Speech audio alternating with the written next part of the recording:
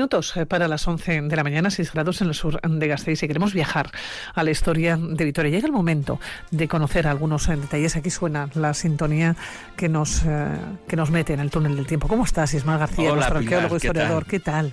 Bien. Bueno, estamos en la Edad Media. Sí, la Edad Media, ¿Cómo sabes viajamos en este programa? Es curioso. Hemos comenzado hablando de lo que ha sido esta semana después del cambio climático. Nos hemos ido hasta el Ártico, hasta Groenlandia con Miquel Reparaz. Nos hemos situado en la Plaza de la Virgen Blanca, hemos pasado por Maestu. Y ahora estamos en la Edad Media, en una Viajes hora. En el espacio y en el tiempo. A ver, Ismael, en una hora, ¿cómo lo podemos hacer? Porque ahora nos vas a meter de lleno cómo era la vida que llevaban nuestros vecinos y vecinas, concretamente judíos y judías de nuestra ciudad en aquella época, ¿no? En la actualidad conservamos el recuerdo de la calle Nueva Adentro, que fue la antigua judería, también del Alto de Judimendi, era el lugar donde tenían su cementerio. Vamos a intentar en estos minutos ir un poquito más allá, ¿no? Vamos a salpicar con estos pequeños detalles. Por ejemplo, ¿cuándo llegan los judíos aquí a Vitoria? Pues verás, la verdad es que a nivel de documentación tampoco tenemos tanta, ¿no? Pero los primeros datos fiables proceden de finales del siglo XIII, en concreto del año 1291. En esa época, los monarcas castellanos hacen como una especie de listado de juderías que existen en todo el territorio para ver los impuestos que cobran. Y entonces en ese listado de aldeas, ya, o sea, de juderías, vamos a decir castellanas, pues ya está incluida la judería de Vitoria. Así que en esas fechas ya sabemos con seguridad que existe, lo que probablemente existía ya de bastante antes. Eso también es verdad.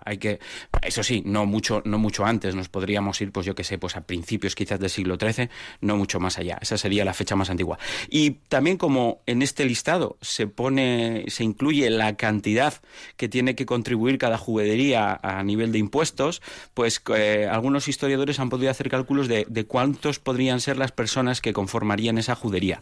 Y en el caso de Vitoria, pues se calcula que para esa época de 1291 estaríamos hablando de unos 3.000 habitantes, que no es poco. Oye, ¿toda la comunidad judía vivía concentrada en la misma calle, en la calle Nueva Adentro? Bueno, en un principio, en estas fechas en las que hablábamos en el siglo XIII, seguramente vivían distribuidas por toda la ciudad. No había una necesidad de concentrarse. Pero poco a poco, sobre todo por las medidas de un poco discriminatorias, pues que empiezan a existir a existir desde la monarquía, pues empiezan ya los judíos a verse obligados, se van creando estos guetos ya concentrados en las ciudades, y es cuando igual empieza a producirse la concentración en lo que luego ha sido la calle Nueva Adentro, que fue la antigua judería, ¿no? ¿Cómo era la calle Nueva Adentro cuando todavía era judería? Cuéntame. ¿Y cómo se vivía? Ya, claro. Ahora conocemos la calle Nueva Adentro y no nos podemos ni imaginar de cómo se podía vivir pues hace ya unos cuantos siglos, no cientos de años. Totalmente. Pues verás, mira, es interesante diferenciar, por ejemplo, para hablar de lo que había allí, diferenciar lo que es el concepto de judería de lo que es el concepto de aljama. Porque una judería, el término judería se refiere simplemente a ese espacio que ocupan los judíos dentro de cada ciudad. Pero la categoría de aljama, que es la que aparece muy a menudo en la documentación, ya nos está hablando de una comunidad concreta que consta con unos elementos concretos, y una aljama tiene que tener al menos 3 elementos concretos para ser considerados como tal. En primer lugar, una sinagoga. Entonces, en la calle de la Judería nos tendríamos que imaginar una sinagoga, un centro religioso donde se reunían los judíos. Luego también, por supuesto, otro elemento que tendría que haber, no en la calle, es un cementerio judío. En este caso hablaríamos de Judimendi. Y luego, por último, y no menos importante, tendría que haber una carnicería especial para la comunidad hebrea, porque ellos tenían una forma particular, ¿sabes? Lo del tema de la carne kosher, y que las reses tienen que ser sacrificadas. Y el corte también es diferente, El corte, ¿no? tiene que ser diferente y tal. Entonces esto tenía que cumplirse, estos elementos de la aljama tenían que estar presentes, digamos, en nuestra judería. Luego, pues digamos, a nivel espacial, sobre todo si nos referimos a las últimas épocas, a las épocas en las que... Sí, porque la distribución de la calle entiendo que era la misma, ¿no? Pues, o el dibujo de la calle sobre era la misma. todo, diría yo, lo más importante ya para el siglo XV, que es, digamos, los momentos más fuertes de discriminación antes de la expulsión de los judíos, es que, para que te hagas una idea, les obligaron a tapiar tanto las puertas como las ventanas que les comunicaban con las calles adyacentes. Es decir, no podía haber ninguna comunicación interna entre la calle Pintorería y la calle Nueva Adentro. La única forma de entrar a la judería en aquellos momentos era por la entrada principal del barrio, por la puerta de la muralla, que estaría comisaría que daría hoy, sería la entrada por la calle San Francisco, básicamente. Sería la entrada por la calle San Francisco. Esa sería la única forma de entrar a la judería. El resto de accesos estarían completamente cerrados. Por los cantones tampoco se podía entrar. No. De hecho, de esa parte estaba todo murado y no se podía entrar. Claro, estamos hablando de una época en que está habiendo una represión muy fuerte. Para que te hagas una idea, existen ordenanzas. La imagen es que solamente se podía entrar, como decimos, por la cuesta, por la calle San Francisco. Exacto. Y directamente lo que son todos los cantones estaban cerrados. Exacto. Y no se podía acceder ni siquiera cuando llegas al final de la calle. Si querías volver a la calle Pintorería, tenías que salir a la calle San Francisco y dar toda la vuelta para acceder al resto de la ciudad. Estaban realmente ahí como encerraditos.